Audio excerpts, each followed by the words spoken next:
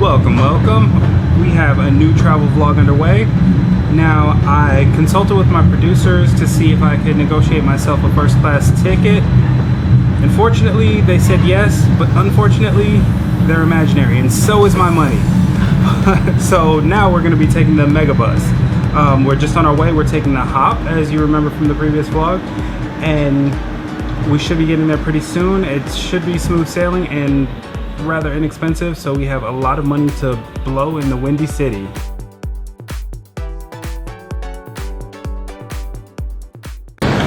Welcome back to Chicago.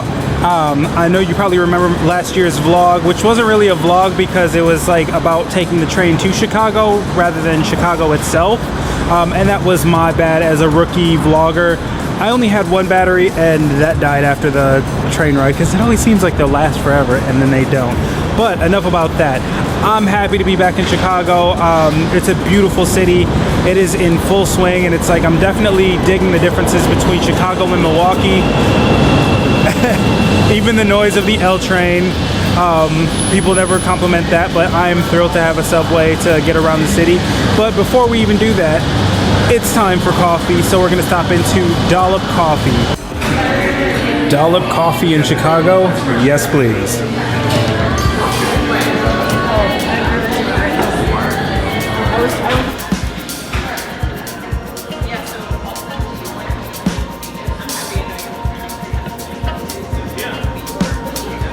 Okay, now I'm the last guy that you could call disloyal against Milwaukee's cafes and coffee roasteries, breweries, distilleries, etc.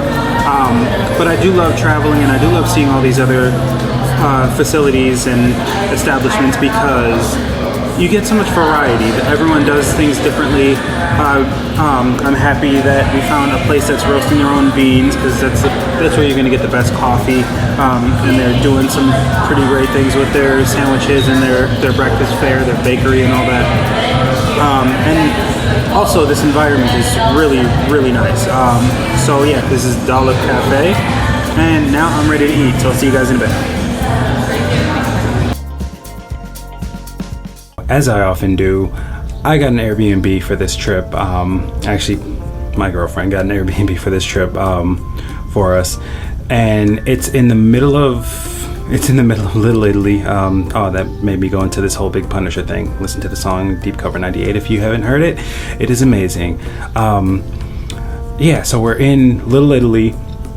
And we got this really decent Airbnb for a pretty decent price. It wasn't too expensive. It's very simple because Bethany and I are very active travelers. So I'm gonna give you the Airbnb tour right now. Airbnb, there's the bed, there's the bedroom, and we have a living room, we have a kitchen and everything like that. It's really full service, and of course a bathroom. They didn't make us go outside. It's a really good space, and it would work well if I had a long trip and I was going to take maybe a day off and just kind of relax. It would be a great space for that. But that's not the case. We are hitting the pavement really soon, and it was just a great place to throw our stuff, to go to sleep, and I mean just kind of live comfortably for the night and relax, recuperate, and get ready to go for another day of it. And yeah, I'm excited to get into that pretty soon. One of the things you'll generally hear me going on and on about is green spaces, and just the joy of going out and taking a walk somewhere, because there's so much going on in just about any city you go to or any town you go to that you'll miss if you just drive by in a car, or even if you spend all your time on the subway. Yeah, that is me kind of talking down on subways, just because it's an efficient mode of transportation, but the most enjoyable one is usually going to be the one where you take your time and you get to look all around you, and that's where walking or sometimes biking comes in. Like right now we're just by Michigan Avenue in Chicago, and we stopped by this green space where they have a nice fountain. They have a couple of nice fountains because there's one back here and then there's also one up on this hill, and it's really pretty beautiful. The downside of not going where you gotta go immediately is you get all this noise like sirens and things like that, but it's not enough to dissuade me. I'd say after you finish watching my video, step outside, walk a few blocks. You'll enjoy it and you'll probably discover something you haven't seen before.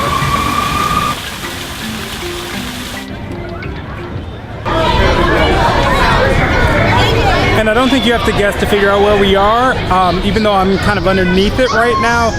This is Cloudgate, aka the Bean. You've probably seen it in many tourist guides of Chicago. It's a really interesting structure. It's ginormous and it's reflective, and you can see all the people like interacting with it. And it also offers an interactive optical illusion, kind of like skinny. It's kind of like a giant three-dimensional circus mirror, and I don't think that's lost on anybody because people seem to be having a lot of fun underneath it. Children, adults, people, tourists, natives, everyone. So it's pretty cool, and I'm gonna go play around with it a little bit and have my own fun. So I'll see you in the next stop.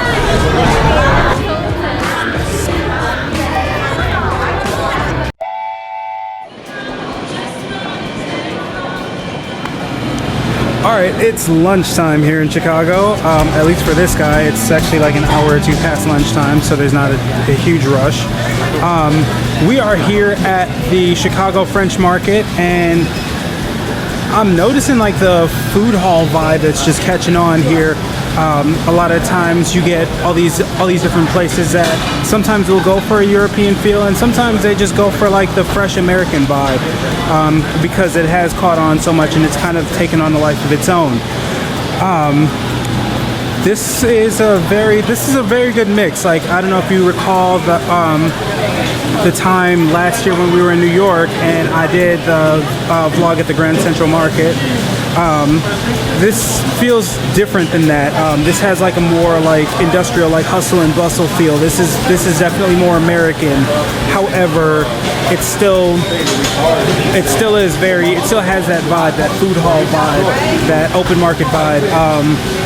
And I caught like a little bit of Europe, obviously, because there was a cheese shop, which I'm sorry, there should be cheese shops in every place like this, or in every place just in general. I'm always in the mood for some cheese. No, Deliano, I'm not going vegan. So yeah, I mean, I'm just excited to see what I can get myself into. There's a lot of good food to be had here, and I'm gonna try and sample it all.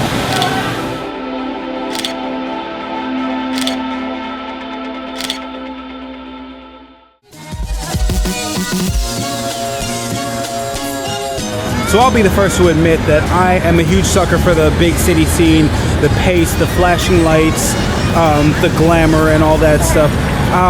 And you saw me about to tear up when I was down in Times Square in New York. Not down east, but whatever. I'm American. I don't need to know geography. That's why we invented war. No.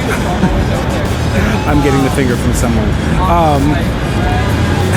And I'm admittedly the biggest sucker for it, but when you have a city like Chicago, you do have to respect the fact that they wear their Chicago-ness proudly. There's all sorts of theater that ranges from every level, whether it's improv or it's, because Second City Improv is second to none.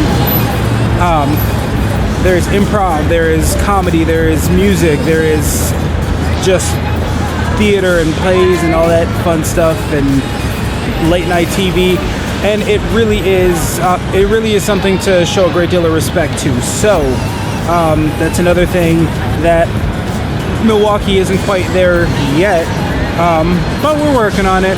We'll get there. But for the time being, we do have our neighbors in the Windy City that we can come to, and we can dress our best and have a great time. So yeah, make it down here to Chicago if you can, and also don't neglect home.